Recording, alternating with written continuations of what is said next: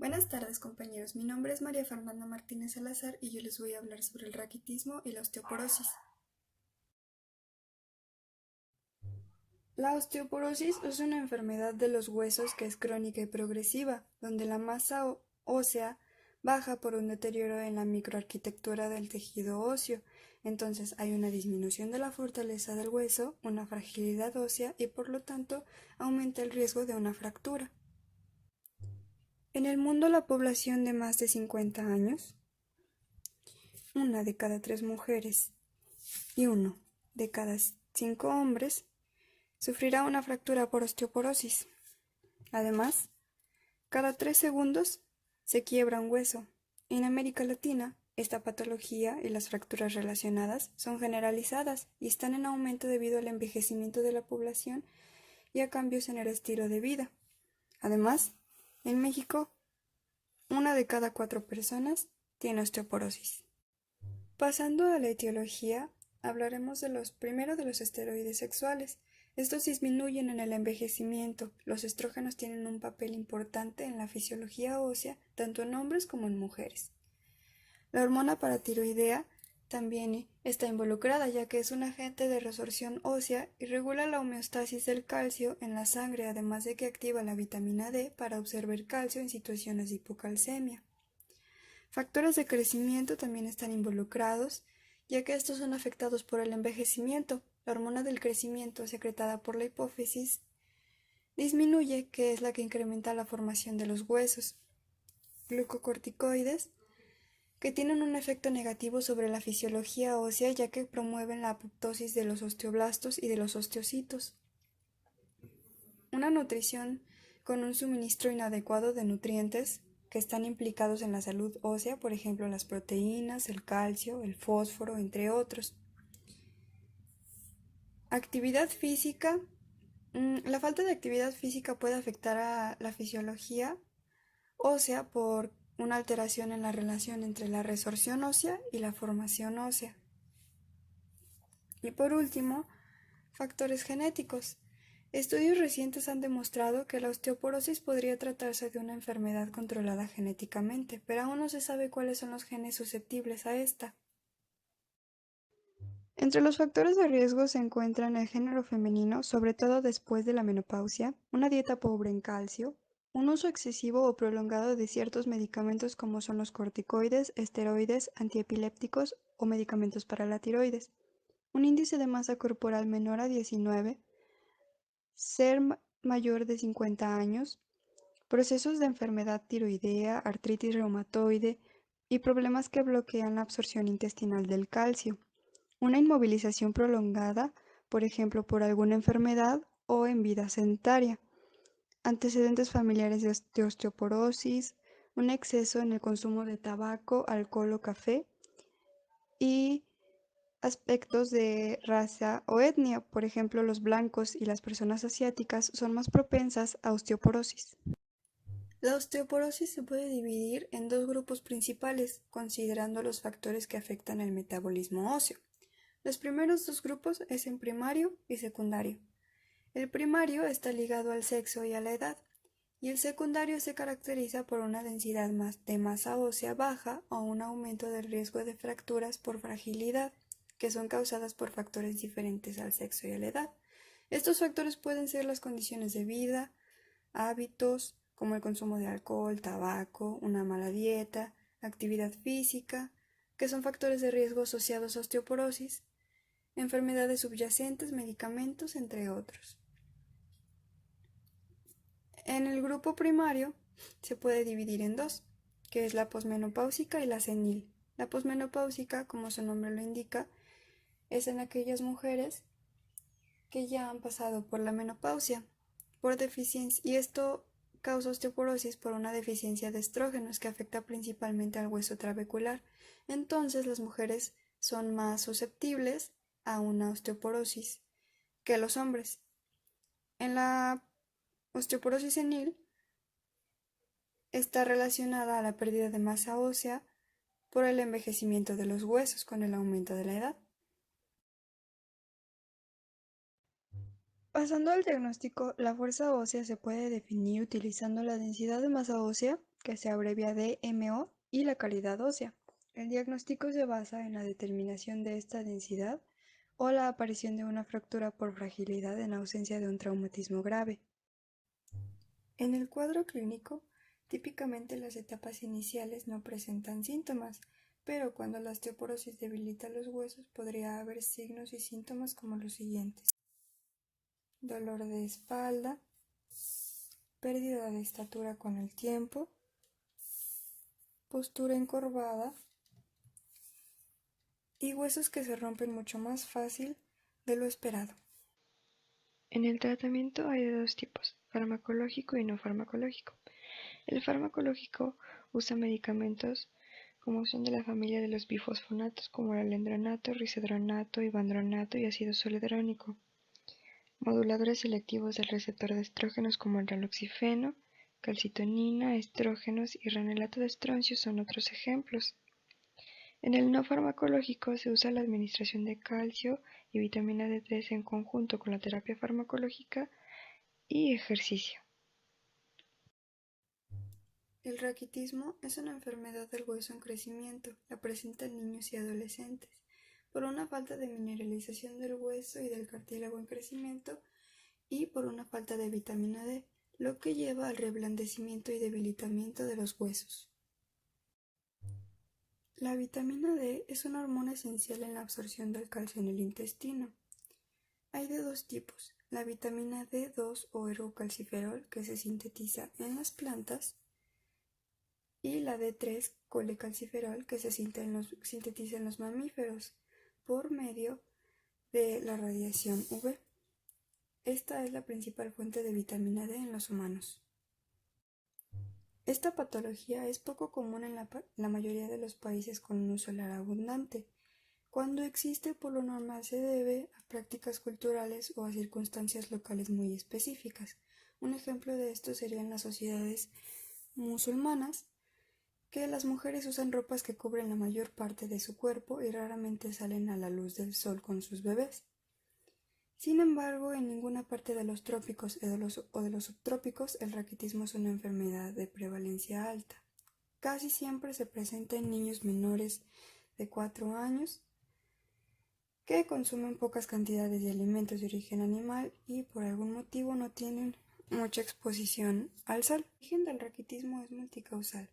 La causa más frecuente es la disminución en la síntesis de vitamina D o por poca ingesta, niveles bajos de vitamina D en el embarazo, alimentación exclusiva con leche materna, poca ingesta de calcio y fósforo, una mala absorción intestinal, incluso puede tener aspectos genéticos, pues puede ser hereditario. Puede clasificar de acuerdo con la causa que lo produce en tres: carencial, primario y secundario. El raquitismo carencial tiene que ver, como su nombre lo indica, con una carencia ya sea exógena o endógena de vitamina D o una mala absorción de calcio o fósforo. El raquitismo primario tiene que ver con defectos congénitos y el secundario con enfermedades tipo trastornos tubulares, insuficiencia renal crónica, entre otras. Entre los factores de riesgo se encuentran la prematuridad, etnias con pigmentación oscura de la piel, poca exposición a la luz del sol, enfermedades que causen un déficit de absorción del calcio o en la producción de vitamina D, dietas con alto contenido de fitatos, lactantes que tomen exclusivamente leche materna y cuyas madres no se exponen a la luz del sol normalmente y o que siguen dietas vegetarianas estrictas, además de una terapia convulsivante. En el cuadro clínico se presentan varios signos y síntomas de intensidad variable, como irritabilidad, retraso en el desarrollo motor, dolor óseo, aumento de las fracturas óseas, calambres musculares, crecimiento deficiente, un retraso en la erupción dental, esmalte dental de mala calidad o mayor susceptibilidad a caries dental y deformidades esqueléticas. El diagnóstico inicialmente es por sospecha basada en el cuadro clínico y en los factores de riesgo, pero se corrobora con estudios radiográficos y con estudios de laboratorio. Para el tratamiento Se recomienda una reposición de calcio y fósforo y vitamina D, además de consumir fuentes dietéticas de vitamina D como son la leche, el pescado y el hígado, y tener exposiciones moderadas a luz solar. Hola, ¿qué tal? Yo soy Jorge Baeza y les voy a hablar de forma resumida de dos temas. Uno es la osteomalacia y el otro es la escoliosis. Comencemos por la osteomalacia. Esta es una enfermedad que se caracteriza por el reblandecimiento de los huesos debido a una alteración en la mineralización ósea. Los factores de riesgo para padecer esta enfermedad son la edad avanzada, la malnutrición, tener alguna enfermedad convulsiva o alguna enfermedad hepática o renal. En cuanto a su etiología, puede ser por varias causas. La más común es por alguna deficiencia de la vitamina D, ya sea en la producción de esta vitamina por parte del cuerpo o una dieta deficiente de vitamina D. También se puede generar esta enfermedad por algún trastorno autoinmune, también en algunas ocasiones debido a trastornos renales o hepáticos. Esto es porque en estos órganos se lleva a cabo la activación de la vitamina D. Y cuando hay algún problema con la activación de la vitamina D, no realiza su función de forma adecuada y el calcio no se absorbe de forma correcta en los huesos. También se puede presentar debido a un efecto secundario por la administración de medicamentos anticonvulsivos. Los signos y síntomas de esta enfermedad son difíciles de detectar en las etapas tempranas de la enfermedad. Conforme la enfermedad va avanzando, se llega a presentar dolor en los huesos, puede ser en la pelvis, en la espalda baja o en las piernas. También se presenta debilidad muscular y generalmente las personas caminan con los pies muy separados. Se le llama que hacen un caminar de pato. Ya en estados más avanzados, en personas jóvenes, se llega a presentar un arqueamiento y en adultos mayores es muy común que se presenten ya fracturas debido a la enfermedad.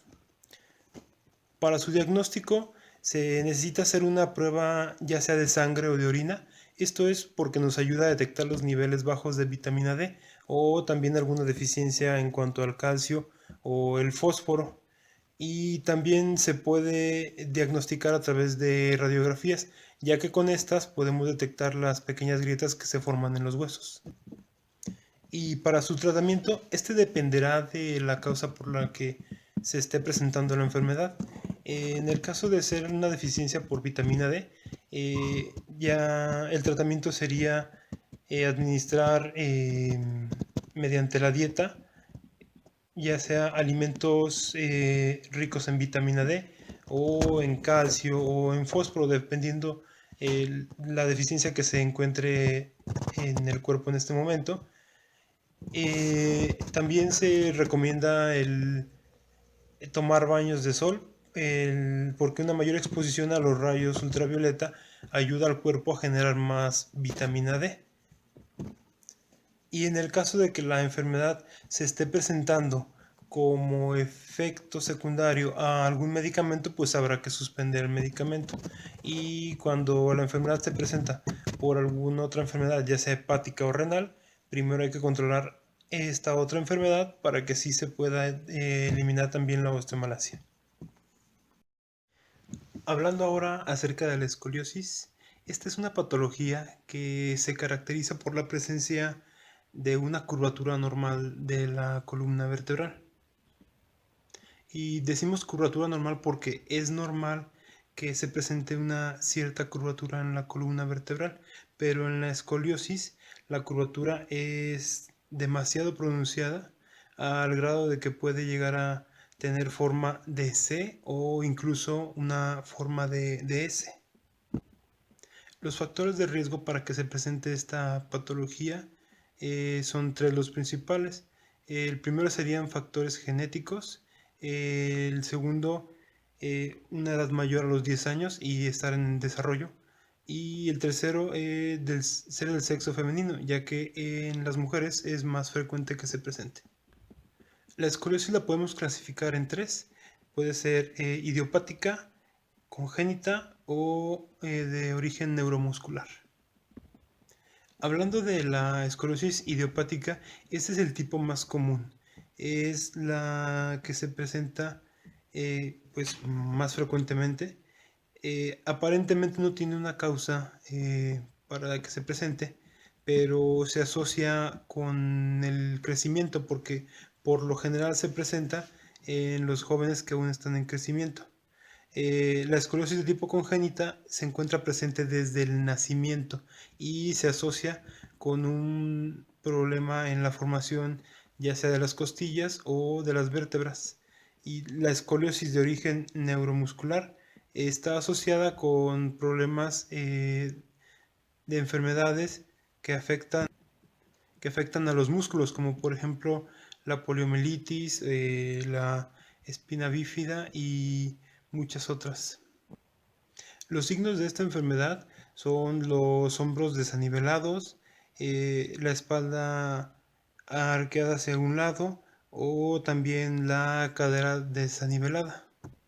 Los síntomas de esta enfermedad serían el dolor de hombros, también la debilidad después de estar un tiempo ya sea parado o sentado, y otra también sería el dolor de espalda que se siente que baja hacia las piernas. El diagnóstico de esta enfermedad generalmente se hace mediante un examen físico. Este examen físico, el médico le pide al paciente que se incline hacia adelante para que sea más fácil de apreciar la curva exagerada en caso de que ésta esté presente en el paciente. En algunas ocasiones no se aprecia mediante este examen de forma clara cuando hay alguna curvatura en la espalda. También por eso es necesario hacer una confirmación mediante una medición de la columna o también mediante rayos X o una resonancia magnética o incluso una tomografía computarizada. Estos tres últimos exámenes son muy útiles en muchas ocasiones porque con el examen físico no siempre se aprecia la gravedad de la escoliosis cuando ésta está presente. El tratamiento de la enfermedad dependerá de las causas por las cuales se esté presentando, también del tamaño y la ubicación de la curva, y también incluso de si aún se espera crecimiento en el paciente. Por lo general, de la escoliosis idiopática, el tratamiento es el uso de un corsé. Este es un dispositivo que ayuda a corregir la curvatura normal.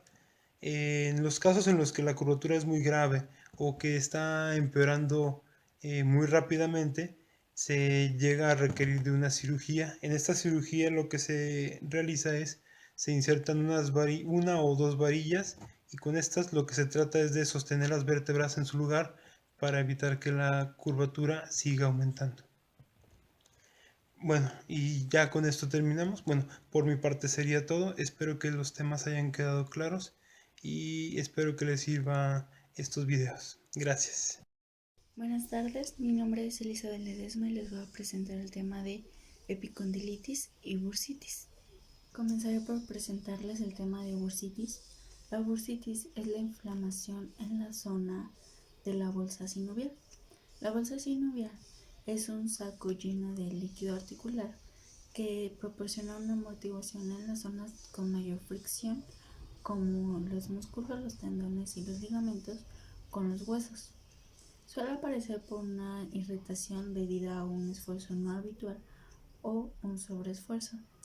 Más común aparece la bursitis en el hombro, el codo, la cadera, la rodilla o el talón. Suele ser causada por un uso excesivo, una lesión, una postura incorrecta, una posición anormal de las articulaciones, una infección que suele ser poco frecuente, y la mayor parte de los padecimientos son de una causa desconocida. Los factores de riesgo son la edad, a mayor edad es más probable que se presente, profesiones o pasatiempos, donde el trabajo o el pasatiempo requiere de movimientos repetidos o de una presión sobre la bolsa sinovial. Otras afecciones, tales como la artritis reumatoide, pueden aumentar el riesgo de padecerlo. El cuadro clínico se presenta por dolor al movimiento y a la compresión, acompañado de una inflamación en la zona afectada. Se clasifica en dos: la bursitis aguda, que se desarrolla en horas o días. La zona inflama, suele doler al moverla y al tocarla. La piel se encuentra sobre las bolsas sinoviales superficiales, se enrojece y se inflama. Y la bursitis aguda suele ser causada por una infección por Streptococcus aureus. La bursitis crónica puede ser resultado por episodios repetidos de bursitis aguda o traumatismos reiterados. En ocasiones las paredes de las bolsas aumentan de grosor, y si las bolsas dañadas se someten a ejercicio no habitual o un esfuerzo excesivo, la inflamación suele empeorar. El tratamiento que se da es descanso, aparatos ortopédicos, crioterapia, calor después de 48 horas de dolor crónico, AINES, corticoides, terapia física, masaje, y en los padecimientos que persisten y los tratamientos no lo mejoran, suele darse cirugía. Ahora les presentaré epicondilitis. La epicondilitis o codo de tenista es la inflamación de los tendones que unen los músculos del antebrazo con la parte exterior del codo. Suele ser causada y aparece en personas que realizan de forma frecuente y continua movimientos de hiperextensión del codo. En la mayor parte de las ocasiones, la enfermedad suele ser causada por microtraumatismos de tracción repetidos en un punto de inserción de los músculos extensores de la mano y de la muñeca. Los factores de riesgo son la edad, que aparece comúnmente en personas de 30 a 50 años, la ocupación, como plomeros, pintores, carpinteros, carniceros o cocineros, y también se relaciona a ciertos deportes como el golf, el béisbol, fútbol americano, deportes de raqueta como el tenis, o con levantamiento de pesas, sobre todo en técnicas que son deficientes. El cuadro clínico se presenta por dolor de codo que recorre desde la parte inferior del antebrazo hasta la muñeca del mismo lado del dedo meñique. Dolor al flexionar la muñeca con la palma hacia abajo, sería este movimiento, causa mucho dolor. Un agarre débil, dolor al dar un apretón de manos a la hora de saludar, y un adormecimiento u hormiguero del codo hasta el dedo meñique y anular. El dolor puede ser de manera gradual o de una manera súbita. El tratamiento que se suele dar es reposo por un par de semanas descansando de la actividad física que se realiza o el deporte, y descansando ya sea que sea causada por la ocupación que se lleva a cabo. Se suele dar fisioterapia, crioterapia, tratamiento con AINES, tales como ácido acetil salicílico, ibuprofeno o naproxeno, que reducen el dolor y la inflamación. En ocasiones es necesaria la inyección de corticoides en la zona afectada alrededor del tendón. El médico a veces puede recomendar el uso de inyección de plasma o botox en la zona dañada. En caso de que dentro de los 6 a 12 meses posteriores del padecimiento no mejore, se suele recomendar la cirugía, en donde se extirpa el tejido dañado. Eso sería todo por mi parte. Muchas gracias. Hola, ¿qué tal, compañeros? Mi nombre es América Valadez y les voy a presentar el tema de tendinitis. Tendinitis. Recordemos un poco que los tendones son cuerdas gruesas fibrosas de tejido conjuntivo por las que los músculos se insertan en los huesos. Su función principal es transmitir la fuerza generada por la contracción muscular para el movimiento de los huesos. Un claro ejemplo serían los tendones flexores que tenemos en las manos, como se ve en mi muñeca. Concepto. La tendinitis es la inflamación o irritación de los tendones que recordemos son esas cuerdas fibrosas que fijan los músculos a los huesos. Esta afección produce dolor y molestias justo al lado de la articulación. Es más común en la zona del hombro, del codo y de la rodilla, pero puede aparecer también en la cadera, tobillos y las muñecas.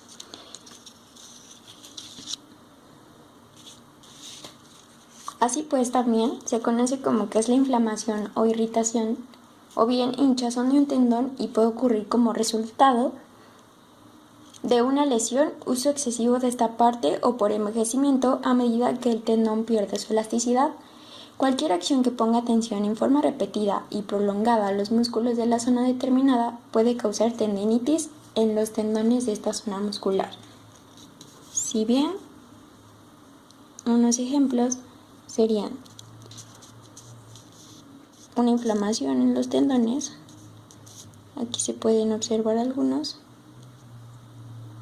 como los del pie o incluso los de las manos, como estos. Epidemiología.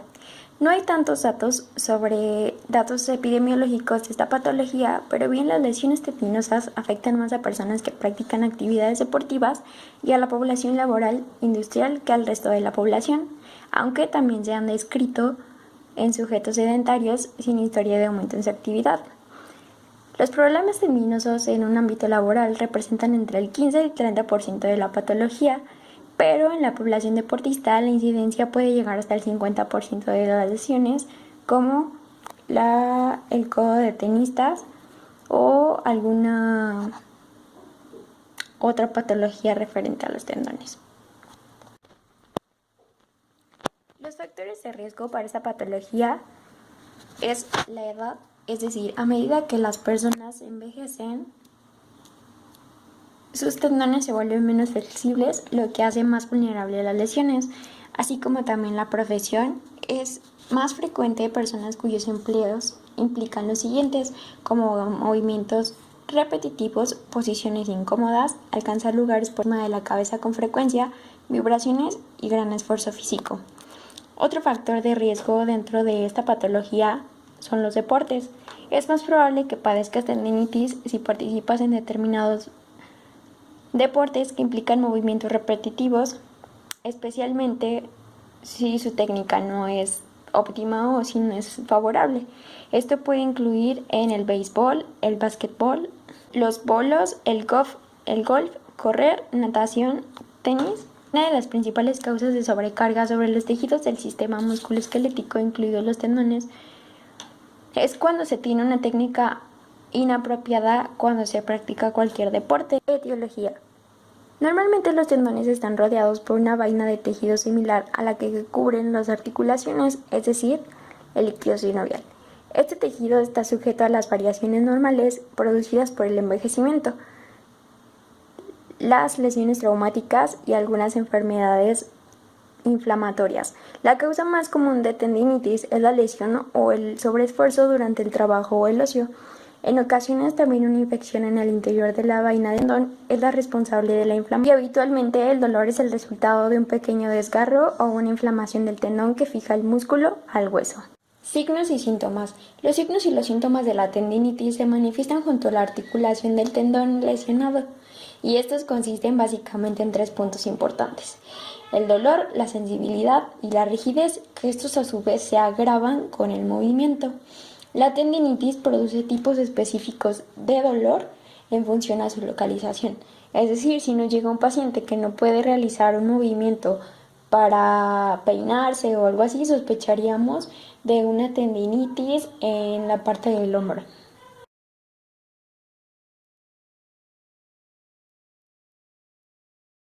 La podemos clasificar según su evolución. Se considera aguda si es menor a 2 semanas, si es subaguda si la duración es de 4 a 6 semanas, o si es crónica si es mayor a 6 semanas. O bien también se puede clasificar de acuerdo a su localización. Algunos ejemplos de acuerdo a la localización sería la tendinitis de hombro del pitcher u hombro de tenista. Esta básicamente se ubica en el del supraespinoso o el manguito de los rotadores de lo que se aquí. Bien, Tenemos el tendinitis de codo o codo de tenista, que básicamente afecta a los tendones de la región externa del antebrazo, o bien si es la región interna del antebrazo, si es externa o si es interna. También están como en el talón, que sería la tendinitis aquilea, entre otros ejemplos. Diagnóstico. Muchas veces el diagnóstico de tendinitis es clínico, está basado en la historia y los signos y síntomas presentes. Con una anamnesis detallada y una exploración física correcta suele ser suficiente.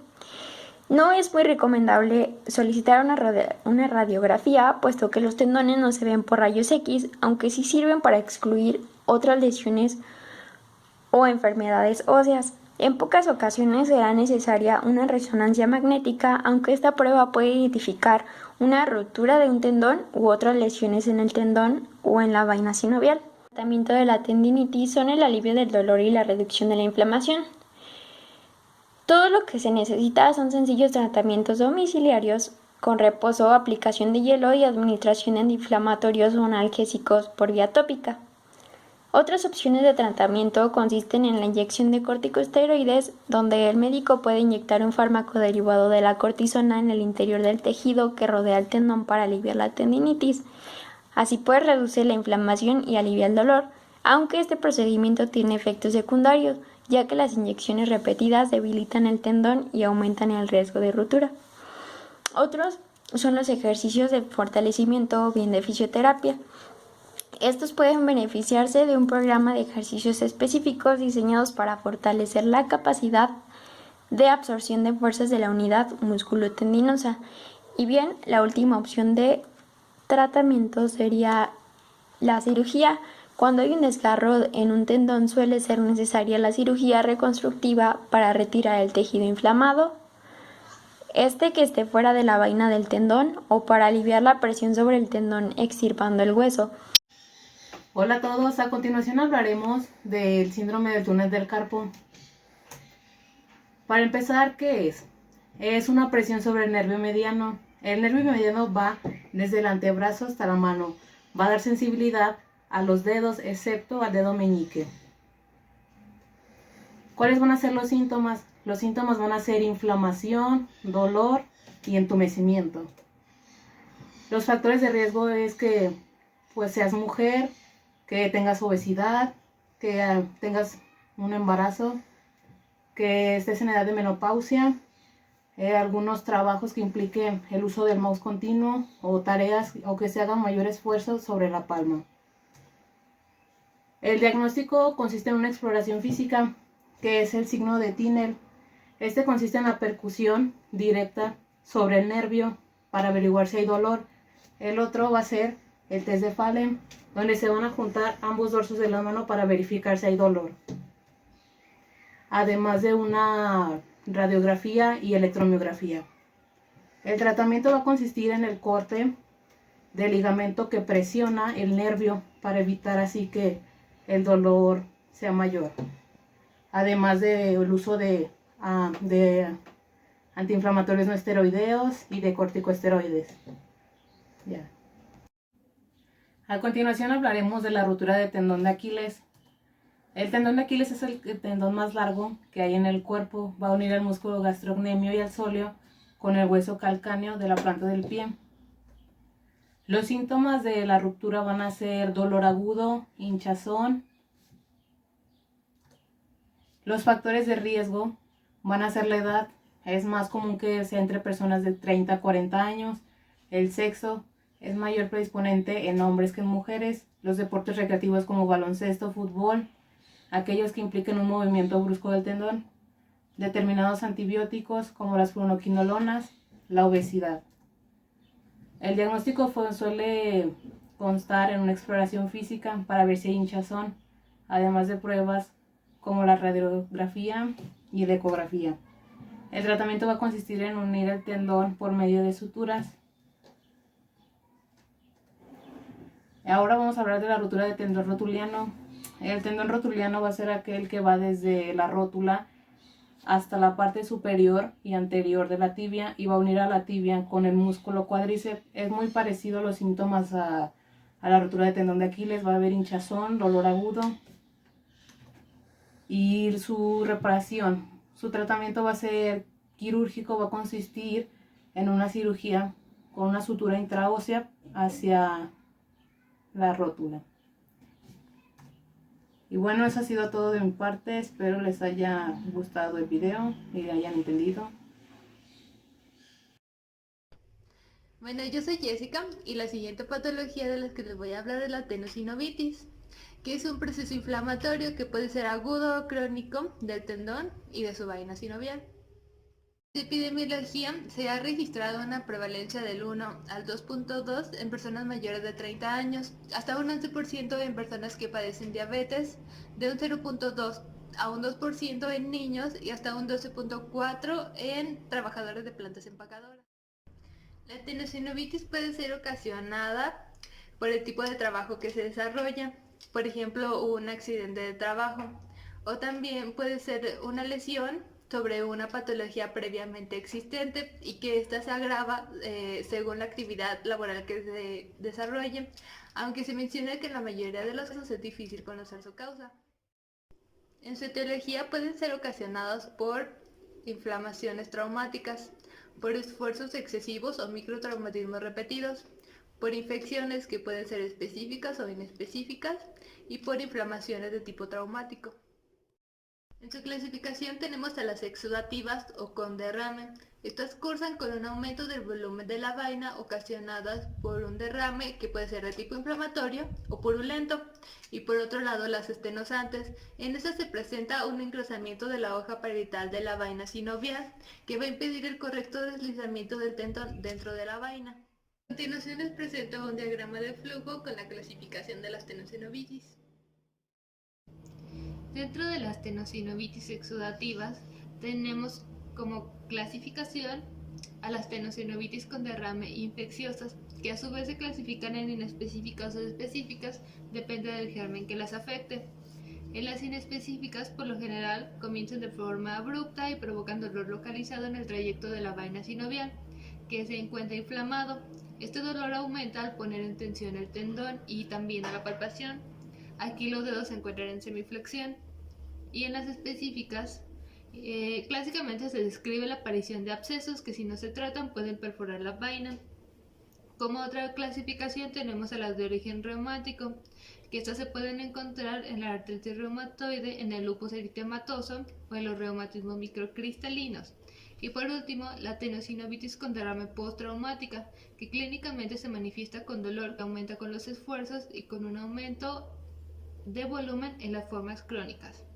Entonces, las tenosinovitis con derrame o exudativas se van a diagnosticar por la punción de la vaina, por hemocultivo o cultivo de muestras, y su tratamiento consiste en el reposo de la zona, la administración de antibióticos a dosis suficiente guiado por el antibiograma una vez obtenido por punción del material purulento.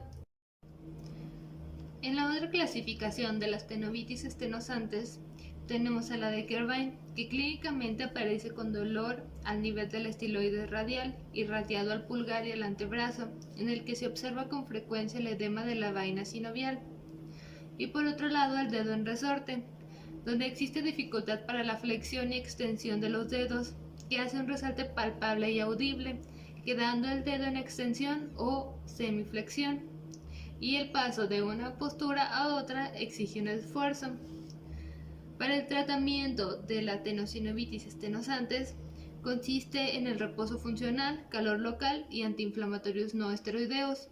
Cuando esto no cede, es necesaria la intervención quirúrgica, abriendo el ligamento anular y el techo del canal estenosado y abrir la vaina sinovial en toda su longitud. Hola compañeros y maestro, mi nombre es Ana Cervera y yo les voy a hablar acerca de discopatía degenerativa y dolor ciático. Como dije, uno de los temas de los cuales yo hablaré es la discopatía degenerativa, y esta es la degeneración de los discos intervertebrales, los cuales están formados por una sustancia gelatinosa llamada núcleo pulposo, además de un anillo fibroso. Es la enfermedad más frecuente de la columna vertebral. Realmente no pude conseguir datos epidemiológicos en el país de México. Sin embargo, en el 2011, en Cuenca, Ecuador, tras un estudio elaborado en 864 pacientes que se realizaron una resonancia magnética de columna lumbar, se observó que el 91.3% presentó discopatía degenerativa, siendo el 51.2% hombres y el 48.8% mujeres, y la edad promedio en que se presentó esta afección fue en pacientes de 50 años. Como factores de riesgo encontramos una edad mayor de 30 años, microtraumatismos, enfermedad degenerativa de la columna vertebral, cargar o mover objetos pesados, obesidad, el envejecimiento y una mala postura corporal. En la etiología de la discopatía degenerativa, encontramos que los discos pierden altura a medida que pierden su contenido de agua, por una enfermedad o por la edad, lo que hace que las vértebras se acerquen más unas a otras. El disco intervertebral puede perder elasticidad y capacidad para soportar cargas conforme pasa el tiempo. Además, pierden la función de amortiguar los impactos al caminar, al correr o al saltar. Esto provoca la disminución de su resistencia y la compresión de las raíces nerviosas, generando dolor local. Entre los signos y síntomas de este padecimiento se encuentran dolor en la nuca o en la espalda, dependiendo de la zona afectada, dolor en el cuello que se irradia hacia la parte posterior de los omóplatos o hacia los brazos. Por lo general, las lumbalgias y los dolores en la parte inferior de la espalda son los síntomas más comunes. El dolor se presenta de mayor o menor intensidad, puede ser incapacitante y mejora con el reposo. La evolución de la discopatía puede provocar compresión en las raíces nerviosas, lo que ocasiona una disminución en la sensibilidad, hormigueos, sensación de debilidad e incluso dolor en piernas y dificultad para caminar, rigidez en la columna vertebral hacia el final del día.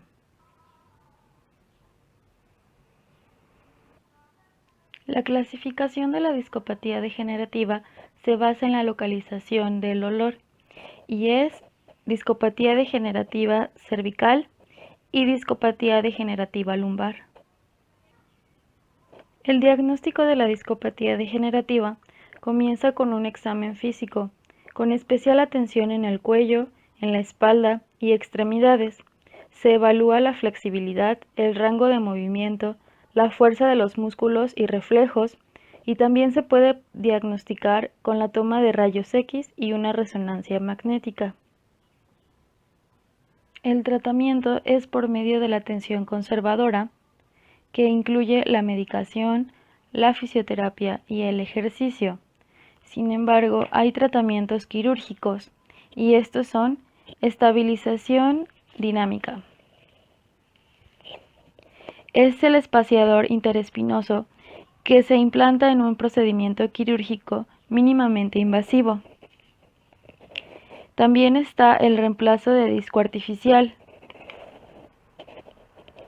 Es un disco artificial que está diseñado para mantener el movimiento y la flexibilidad y reemplazar el disco afectado que se retira de la columna de la persona. Y por último se encuentra la cirugía de fusión espinal.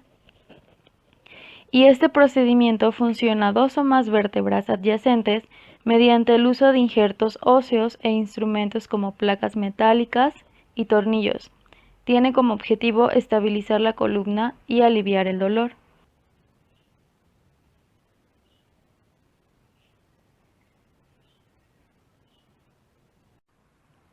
Ahora pasaremos al dolor ciático.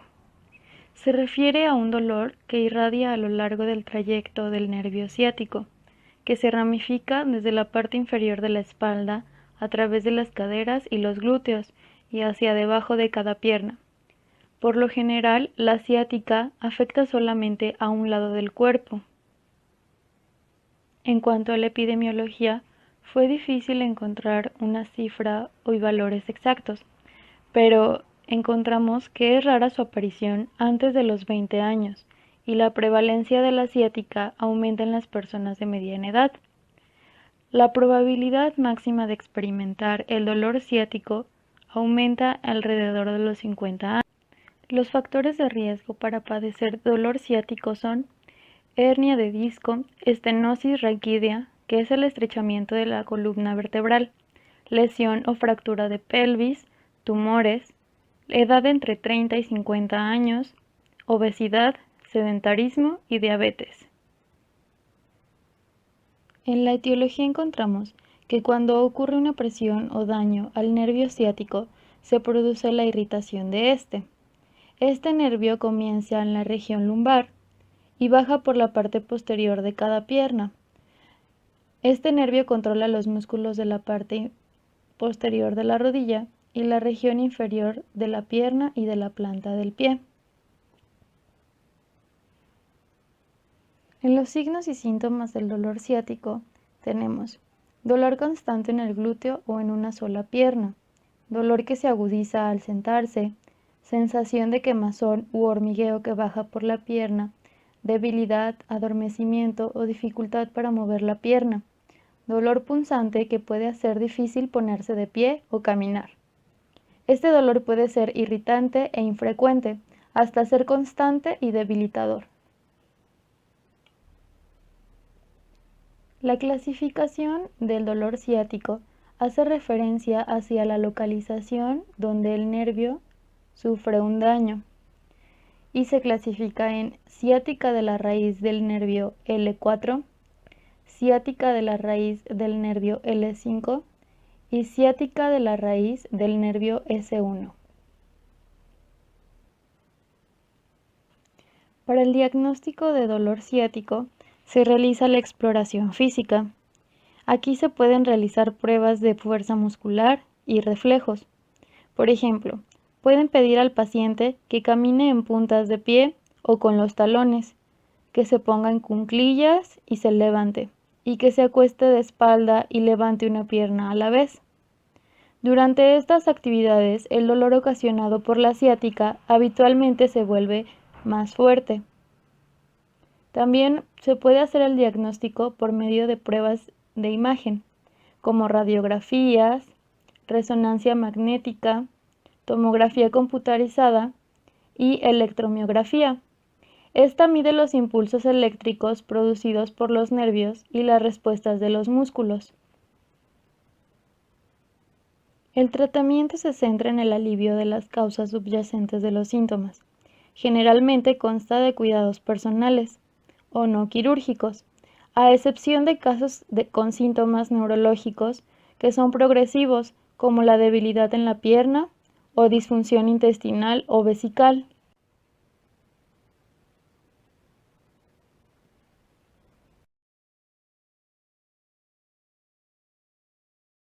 La última enfermedad de la que vamos a hablar es la lumbalgia. Esta se describe como un dolor manifestado entre las últimas costillas y el pliegue inferior de la zona glútea, que puede presentar o no irradiación a una o ambas piernas. Según datos del Instituto Mexicano del Seguro Social, la lumbalgia constituye la octava causa de consultas con el médico familiar, registrándose un total de 907.552 consultas en el primer nivel de atención. Los factores de riesgo para la lumbalgia incluyen el sobrepeso y la obesidad, las actividades laborales relacionadas con la vibración corporal, la flexión y torsión del tronco y el cargar objetos pesados, el sedentarismo asociado a posiciones viciosas y las alteraciones psicosociales, como por ejemplo la hiperactividad, el insomnio y el estrés. En la etiología de la lumbalgia tenemos a las fracturas, el cáncer y las infecciones de la columna vertebral, también las curvaturas anormales como la escoliosis y algunos problemas relacionados con el embarazo. Para el diagnóstico, en pacientes que presentan dolor lumbar irradiado, es importante realizar una exploración neurológica que incluya la prueba de la SEC, además de evaluar la sensibilidad física, la fuerza muscular y la presencia de reflejos.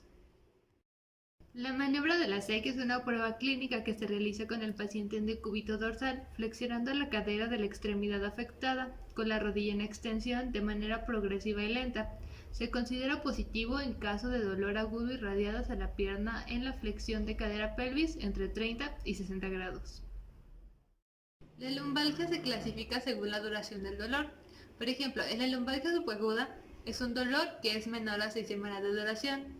En la subaguda es un dolor que va de 6 a 12 semanas de duración. Y en la crónica es un dolor que es mayor a 12 semanas de duración.